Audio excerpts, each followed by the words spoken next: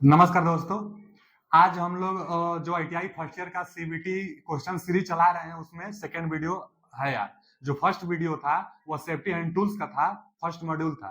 और आज यह वीडियो नंबर 2 है जो वर्कशॉप, बेसिक वर्कशॉप से रिलेटेड करके है। मतलब इसमें जितना क्वेश्चन आएगा जो वर्कशॉप में यंत्र यूज होती है उस यंत्र के बारे में क्वेश्चन आएगा। तो आइए हम चलते हैं अपने पहले क्वेश्चन पर। जो पहला क्वेश्चन है, what is the use of this gauge. मतलब इस गेज का प्रयोग क्या है। तो देखिए जो वर्कशॉप में इस गेज का प्रयोग किया जाता है वो check the internal radius of the job. मतलब इसका ऑप्शन तो ये सही है कि check the internal radius of the job, मतलब जॉब की आंतरिक त्रिज्या को मेजर करने में। लेकिन कैसे मेजर करता है, तो जो यह डायग्राम है थोड़ा सा इसमें बस त्रुटि यह है कि ये जो यहाँ पर होता है ना थोड़ा ऐसे होता है, ये सारा का सारा ऐसे होता है थोड़ा बाहर की तरफ, और एक होता है ना ये थोड़ा इंटरनल की तरफ होता है, हल्का सा इंटरनल की तरफ होता है। इंटरनल मतलब थोड़ा सा झुका रहता है ये, और ये थोड़ा बाहर की तरफ रहता है। और ये ब्लेड है, और ये सारा ब्लेड पर ना रेडियस अंकित रहता है कि कौन सा कितना रेडियस मेजर करेगा। कैसे मेजर करेगा, तो जो हम लोग के पास जॉब होती है, जो फिटर वाले चाहे इलेक्ट्रिशियन वाले भी जो जॉब बनाते हैं, ये मेटल होगा।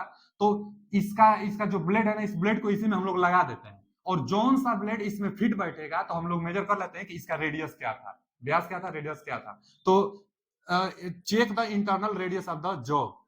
और इंटरनल और एक्सटर्नल दोनों रेडियस इससे मेजर किया जा सकता है। तो आते हैं अगले क्वेश्चन में।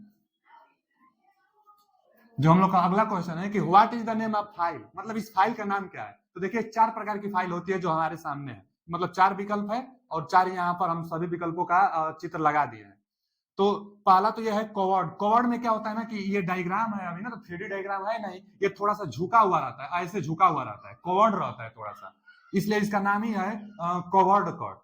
और रैस्प कट क्या होता है ना कि हल्का सा छिद्र छिद्र टाइप का होता है, उठा हुआ होता है। जो लकड़ी की बीट होती है, लकड़ी की बीट पर इसको बहुत तेजी से काम करने के लिए इसका प्रयोग किया जाता है। रैस्प कट थोड़ा सा मतलब छिद्र टाइप का होता है, उबड़ खाबड़ टाइप का होता है, जिससे आसानी से छील लेता है। फिर डबल कट क्या होता है कि इस पर जो स्लाइड होती है, जो कट की गई होती है, तो 2 बार कट की गई होती है। एक बार इस तरह कट किया गया है, और एक बार इस तरह कट किया गया है, एक बार इस तरह कट किया गया है, तो इसलिए डबल कट है। और सिंगल कट में क्या होगा, बस एक ही बार कट कट है। तो सिंगल कट, डबल कट, और इस पर क्या होता है ना कि छिद्र टाइप का होता है, उठा हुआ होता है, तो रस कट कहते हैं। और ये जो है कवर्ड, थोड़ा कवर्ड टाइप का होता है, इसलिए इसको कवर्ड कट कहते हैं। तो ये रस कट फाइल है, यानी ऑप्शन नंबर ए होगा। अगले क्वेश्चन में आते हैं हम लोग। जो अगला क्वेश्चन है कि what is the name of tool. इस टूल का क्या नाम है। तो देखिए इस टूल का नाम, इस औजार का नाम क्या है। तो इसका जो ऑप्शन है ना अगले पेज पर है। इसका ऑप्शन है पहला कि डिवाइडर, इनसाइड कैलिपर, कि और लेग कैलिपर, कि आउटसाइड कैलिपर। तो जो यह डायग्राम था इनसाइड के लिए था, हम बता देते हैं कैसे। देखिए ये जो कैलिपर है, इधर से भी एक डिवाइस लगी है, एक इधर से लगी है, तो दोनों के बीच में अंदर से कितना इसका मतलब रेडियस होगा, कितना लंबाई होगी, तो उसी को मापने के लिए इस कैलिपर का प्रयोग किया जाता है। तो इसका ऑप्शन जो होगा, इस पूछा है ना कि what is the name of the tool, इस टूल का प्रयोग क्या है, तो इनसाइड कैलिपर इसको नाम, मतलब इनसाइड कैलिपर नाम से इस टूल को जानते हैं, जो होगा दूसरा ऑप्शन इनसाइड कैलिपर। आंतरिक कैलिपर इसको जानते हैं, क्यों, क्योंकि यह आंतरिक व्यास वास मापता है, इसलिए। अगला क्वेश्चन जो है हमारे पास कि what is the cause of twisting defect in timer. मतलब लकड़ी में ट्विस्टिंग दोष का कारण क्या है। जो लकड़ी होती है उसमें ट्विस्टिंग क्या होता है, तो जो पेड़ होता है अथवा जो लकड़ी होती है थोड़ा सा मतलब गांठ टाइप का बनने लगता है, उसकी डिजाइन थोड़ी सी विचलित हो जाती है नॉर्मल पेड़ की अपेक्षा। तो यह ट्विस्टिंग कब होगा, तो जब मतलब ट्विस्टिंग हो जाएगा असमान रूप से, जो सिकुड़न होती है उसी को ट्विस्टिंग कहते हैं। तो इसमें ऑप्शन दिया है असमान सिकुड़न। तो असमान सिकुड़न का मतलब ट्विस्टिंग दोष होता है। तो ट्विस्टिंग दोष, असमान सिकुड़न, लकड़ी में यह दोष पाई जाती है, जो जिसका सिकुड़न थोड़ा सा विचलित हो जाता है नॉर्मल की अपेक्षा। तो असमान सिकुड़न यानी ट्विस्टिंग दोष। आगे आते हैं हम लोग के पास। जो अगला क्वेश्चन होता है कि मोटाई छेनी का क्या उपकरण है। What is the use of मोटाई चीजर। मतलब जो मोटाई छेनी होता है उसका प्रयोग क्या है। तो देखिए यही है मोटाई चीजर। जो इसका मेन भाग होता है ना, ये नुकीला वाला भाग रेक्टेंगुलर होता है, और जो लकड़ी होता है, लकड़ी में रेक्टेंगुलर मतलब आयताकार होल करने के लिए इसका प्रयोग करते हैं हम लोग। तो ऑप्शन देख लेंगे इसमें क्या कौन सा ऑप्शन होगा। देखिए आयताकार छेद करना, यानी making rectangular hole in the wood. मतलब लकड़ी में आयताकार होल करने के लिए इस चीजल का प्रयोग करते हैं। तो इस चीजल का नाम भी पूछ सकता है, तब मोटाई चीजल इसको हम लोग कहते हैं। रेक्टेंगुलर इसका भाग है, इसलिए रेक्टेंगुलर करता है। अगला क्वेश्चन पर हम लोग आते हैं। Which type of stick is used for sharp bend in sheet metal? मतलब शीट मेटल में तेज मोड़ों हेतु किस प्रकार के स्टेक का प्रयोग किया जाता है? हमारे पास इतना स्टेक है जिनमें से 3 स्टेक बहुत ज्यादा महत्वपूर्ण है। पहला ब्लो हार्न स्टेक, तीसरा हैचेट स्टेक और एक नॉर्मल स्टेक।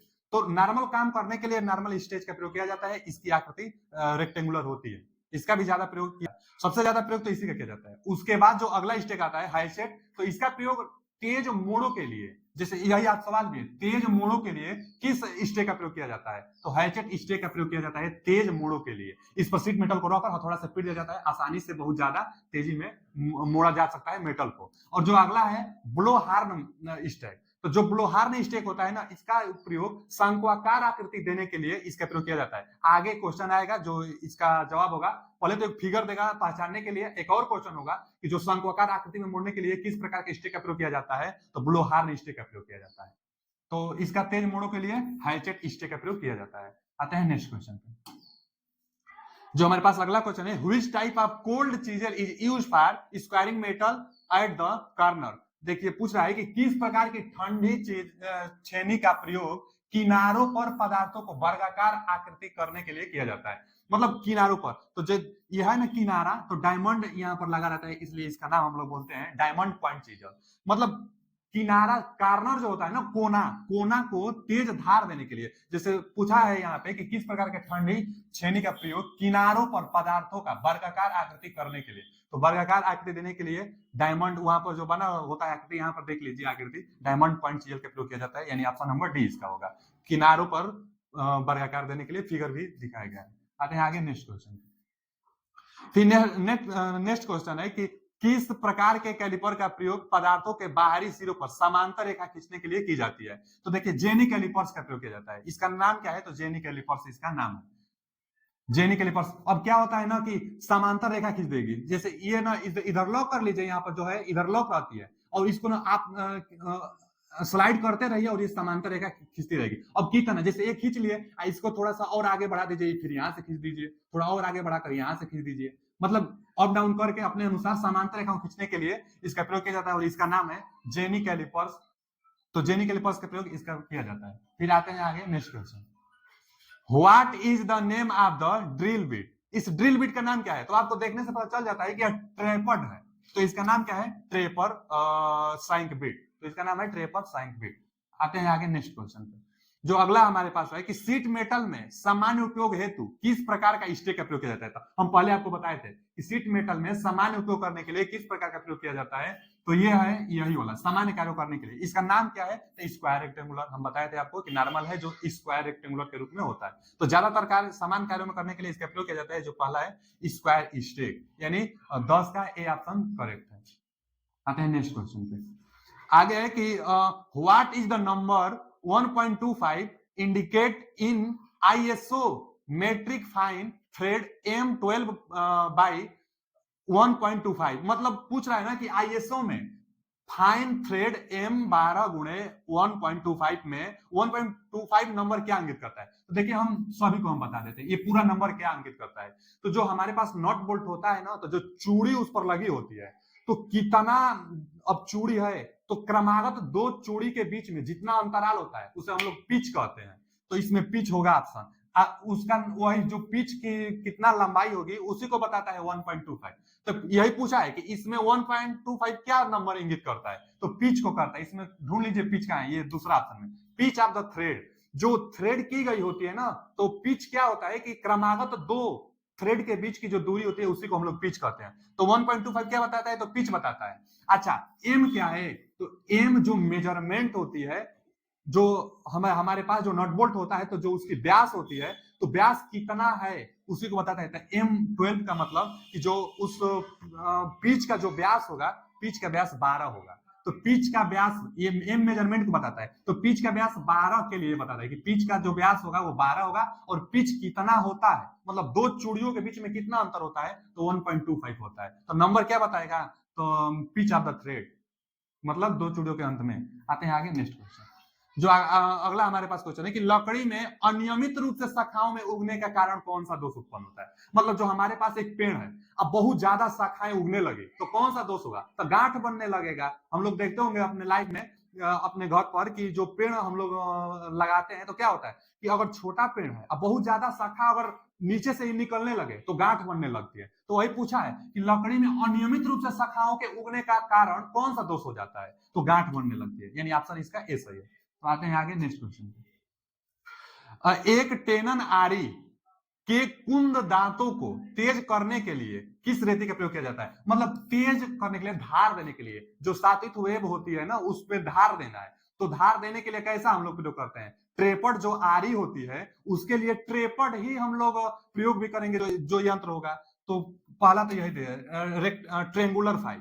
तो ट्रेंगुलर फाइल मतलब जो सातित वेब होती है, हम लोग के पास जो आरी होता है, तो आरी में हम लोग धार कैसे देंगे? ट्रेंगुलर आकृति की जो हमारे पास फाइल होगी उसी से देंगे। तो वही पूछा है कि ट्रेंगुलर फाइल, तो ट्रेंगुलर फाइल से रेती में हम लोग धार देते हैं। इसका ऑप्शन था कि टेनन आरी, आरी में कुंद दांतों को किनारों के लिए मतलब करने के लिए, तेज धारों को करने के लिए किस रेती का प्रयोग करते हैं? तो ट्रेंगुलर फाइल का प्रयोग करते हैं। अगला क्वेश्चन जो हमारा है, name of the part marked X, तो इसको हील कहते हैं। कहा heel? Option B option. Heel होता है, हैंडल होता है, एज होता है, तो सब इसमें पार्ट है, देख लीजिएगा। जो इसमें इंगित किया है उसको हम लोग कहते हैं हील। एक्स को क्या कहते हैं? तो हील कहते हैं, या फाइल का है। फिर आगे अगला क्वेश्चन जो आज का हमारा शायद लास्ट क्वेश्चन है ये, और आगे जितना क्वेश्चन है अगले पार्ट में हम कर देंगे। तो ये है, ये सामने पहले आया था, जेनी कैलिपर्स है। तो पूछा क्या है, what is the name of the tool? इस टूल का नेम क्या है? तो पीछे आया था ना कि जेनी कैलिपर। जेनी कैलिपर क्या करता है? पैरेलल रेखाओं को खींचने में इसका प्रयोग किया जाता है। तो पहले था कि पैरेलल रेखाओं को खींचने में जेनी कैलिपर्स, इस फिगर का नाम पूछ दिया तो जेनी कैलिपर्स। थैंक यू, धन्यवाद।